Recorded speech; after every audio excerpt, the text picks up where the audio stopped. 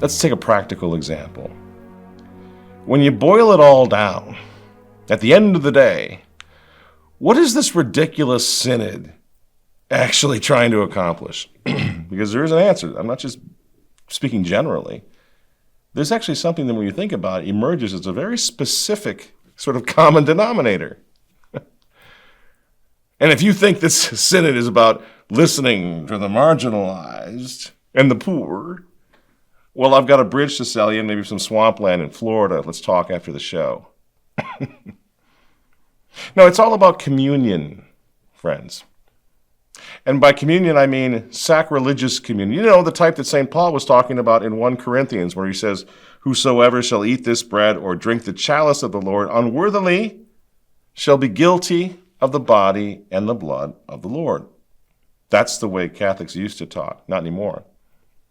Because Francis and friends, now they want to allow unrepentant public adulterers to receive communion unworthily. That's what's going on. That's why you have this confusion over how can this guy get away with it? When does God intervene, right? That's why you have so many cardinals and bishops and archbishops and priests standing up against him right now, and that number is going to increase over the month of October. Watch and see. He can't get away with this. And then after that, if he gets away with that, Team Francis wants to bless gay unions. Oh, they want to make women priests, but you know what? They're not going to do that one. That's the one that we're all going to go, whew. Look, the synod came and went, and they didn't have anything to say about ordaining women. In fact, they said they're not going to ordain women to the priesthood. Whew.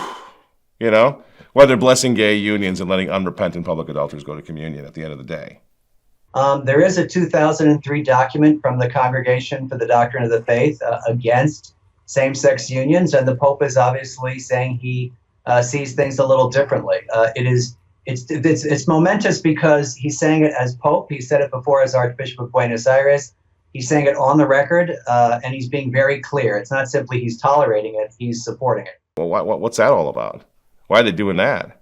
Well, it's for the same reason. Communion again, Eucharist, right?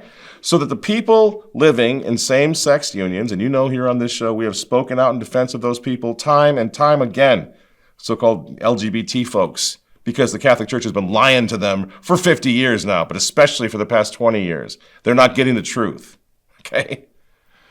But those people living in same-sex unions so they can receive communion unworthily. That's what's going on here. Well, we're going to give you a blessing. We're a welcoming church. Come in. So what are they going to do after they welcome them and bless them? Say, you can't go to communion. Nuh-uh. As John Wayne would say, that'll be the day. They're not going to stop them from going to communion. You see how they work? Oh, you say, but it's just a few. They're just going for a few of them, not everybody, not across the board. They're just talking about exceptional cases, not everyone. Besides, we don't even know if they're practicing homosexual acts. These people are going to receive papal blessings for gay unions. We don't know if they're practicing homosexuals. True, and isn't that just the thing? That nobody inside the Vatican, with all this talk about blessing gay unions, nobody wants to talk about what gay people do. We don't want to talk about the acts. That gets tricky, because now you're just going to collide headlong into the catechism of the Catholic Church. It gets tricky, so let's just not talk about that. They just want to bless homosexual dudes living together in the same house and, probably sleeping on separate couches. That's probably what's going on. Guys with the big microphones are going to buy that. They're going to buy it. They're going to say, well, they're not talking about acts. They're talking about unions and charity and welcoming. But you and I, friends, we can have this little conversation, can't we? What are these folks living in the gay unions? What are they doing? What are they doing at night? To be quite blunt. What do you think they're doing? And why doesn't the Vatican care about that?